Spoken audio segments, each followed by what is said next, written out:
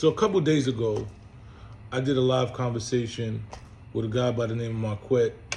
I forgot what his last name is. He was interviewed by Willie D, and he had made a statement about SNAP benefits. He was doing an interview. I think he has a book about SNAP and how it was detrimental to the black family.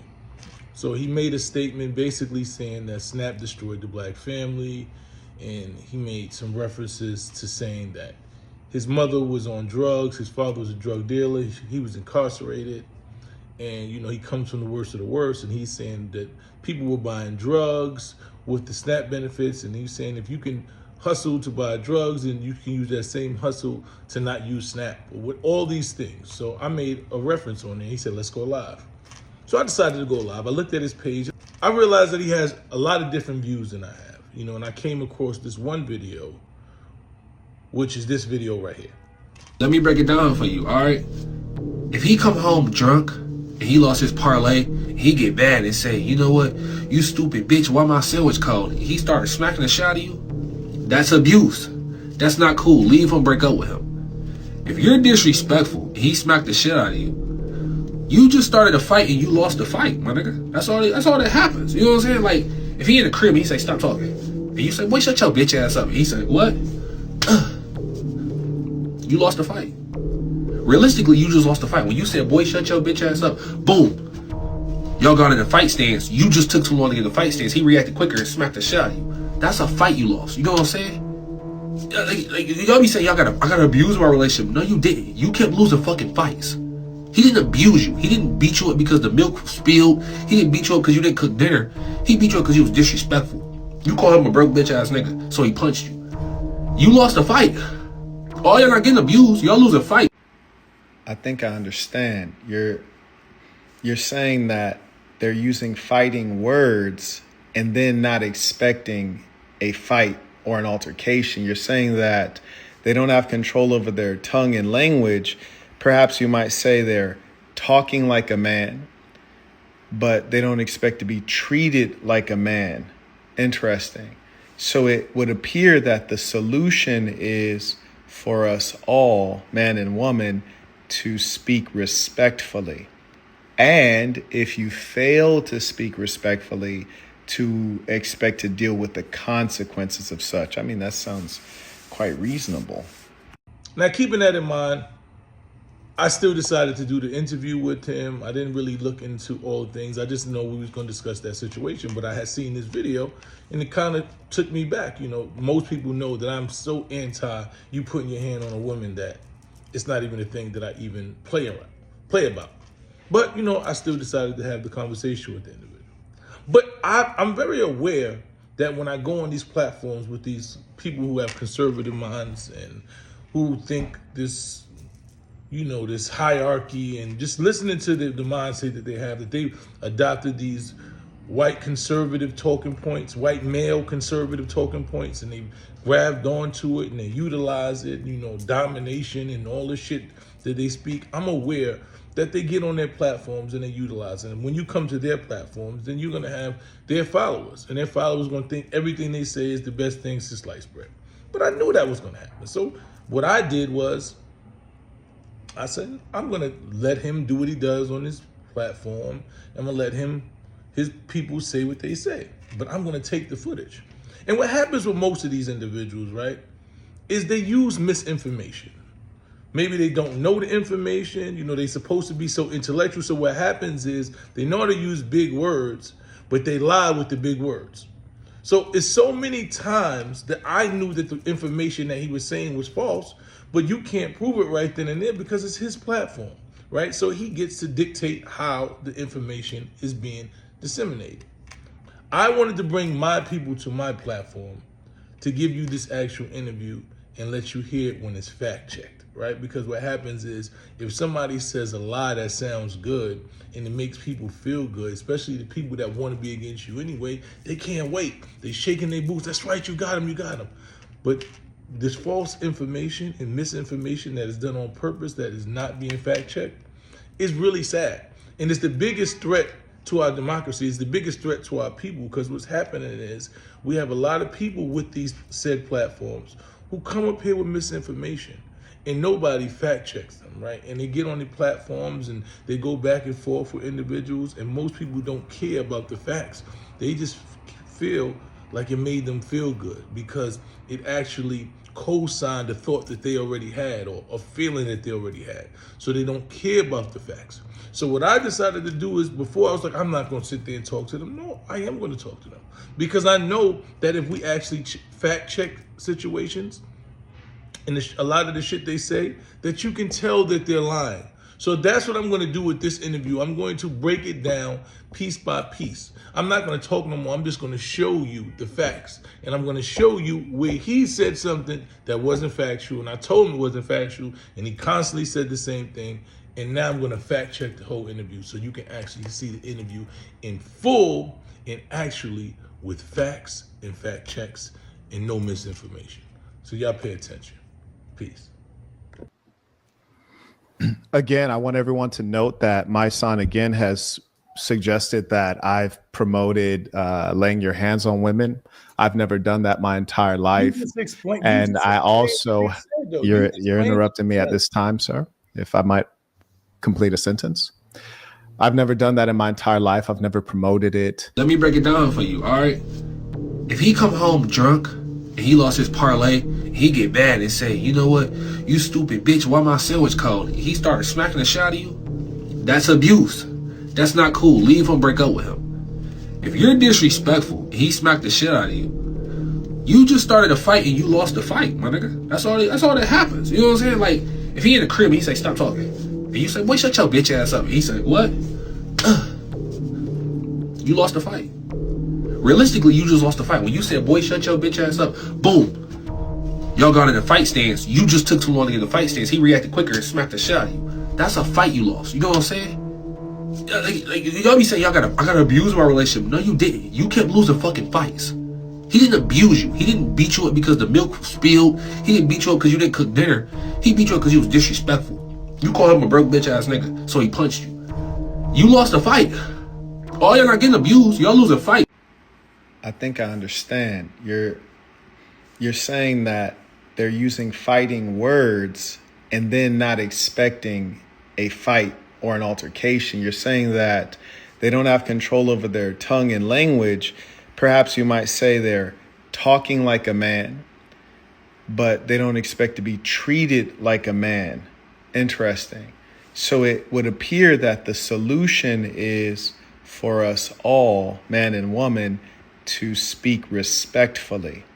And if you fail to speak respectfully, to expect to deal with the consequences of such. I mean, that sounds quite reasonable.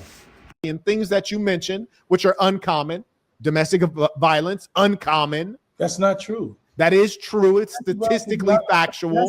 It's uncommon. Okay, here's a test. Watch this. Everybody watch this. What is the data that supports that domestic violence is common? What's the data? Domestic violence is probably the highest violence inside, especially in New York City right now. It is the highest. Okay, what's the data? I'm going to look it up right now. What's the data that domestic violence is common? It is rising. What? You said it's common. So what's the data? Don't check right now. So don't check.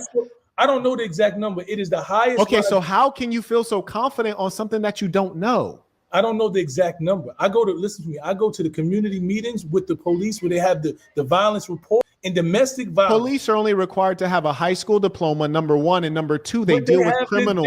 They deal with criminals and people who are suspected of crimes all day. So if they have the data and you feel so strongly, tell me right now without looking. Look me in my eye, King. Just tell me what the data is because you felt so strongly. I'm telling you that it's the highest. And that's my problem with you. That's my problem. You should not feel so strongly about something you don't know. I do know. I'm telling you. But you just told me. I just said, what's the data? I didn't tell you the exact number. I'm telling you that it's the highest form of violence in our community right now.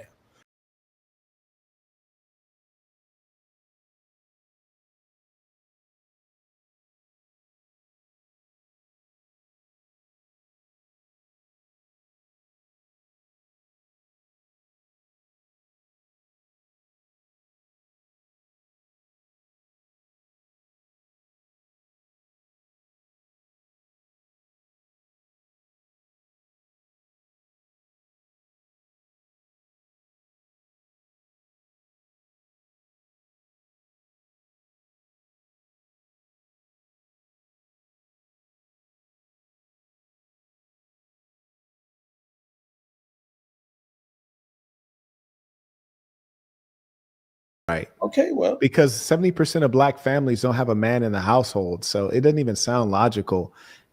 I don't know where y'all getting that from. You're getting that from a census, right? Because you're getting a census. 70% of you saying that 70% of black families will have a man in the household. That's the census that goes based on what you said, SNAP. Well, most of them are not there, when they go there, so they're utilizing the system. But black men, especially black men, are probably the most present in their sons' lives and their families, their kids' lives than anybody else. This is a fact. This data, No, that's you're misstating that. What you actually mean to state is not that black men are more present, because statistically they're not more present, they're more absent. How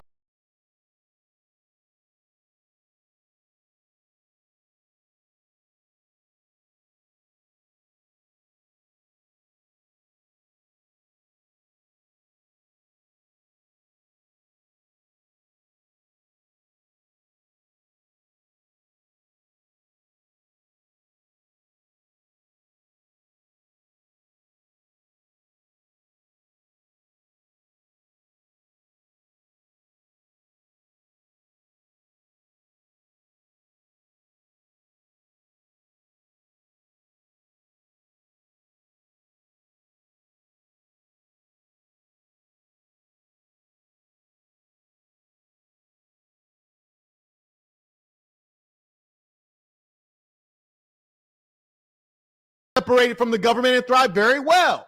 I love the nation in law. I've been raised underneath the honorable minister, so I know what's going on within the nation. But if you were raised under the brother minister Louis Farrakhan, you would know that the Skittle guzzling is a vile abomination, and you wouldn't tap dance when I ask you, are you indifferent, against it, or an ally? So brother minister Louis Farrakhan would condemn something like that. Am I wrong? You're wrong.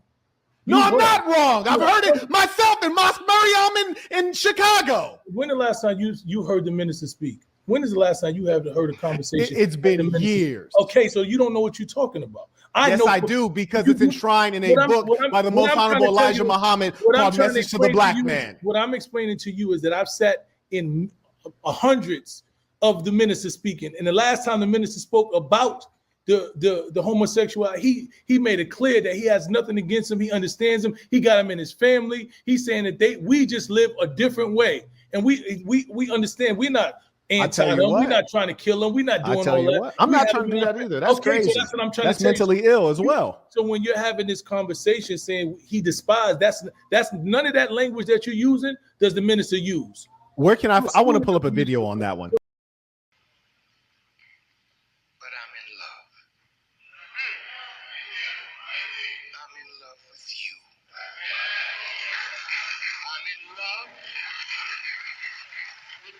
That you would think are the worst of our people, but I bow to them in love because I know who they really are. You say he's a homophobic man. Stop it. Listen. I have people in my family that are lesbian and gay. What?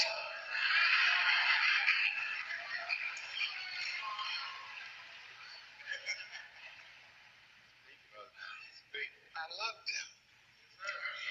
That's my family. I wasn't sent to judge them. I was sent to look beyond their faults and see their need. Reverend can tell you, if he remembers, I was down in Georgia with Tavis Smiley and one of those things that he holds every year, And a gay brother was in back of the stage, and I walked up to him. Mr. Boykins, you all know him very well. And I hugged him. I said, how you doing, brother? That didn't take nothing away from me. It was one great singer. I went backstage to his dressing room and he says, Farrakhan, I'm gay. It didn't stop me from hugging my brother. He loved my beautiful, I think these are alligator shoes.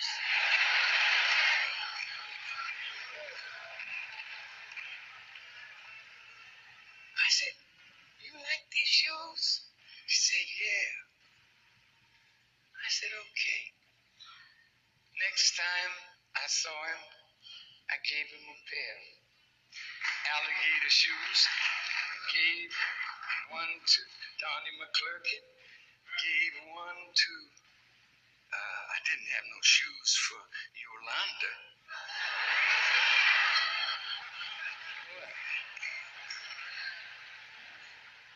See, they say I'm a hater. You have never been loved until you've been loved by Christ. And if I follow Jesus, I could never turn my back on a gay person, a lesbian, transgender, whatever you call it. Tell me something. Which one of you in this room could say you are holy? Don't start lying. Because I know what I'm looking at. See, we like to look at somebody that is doing something that we're not doing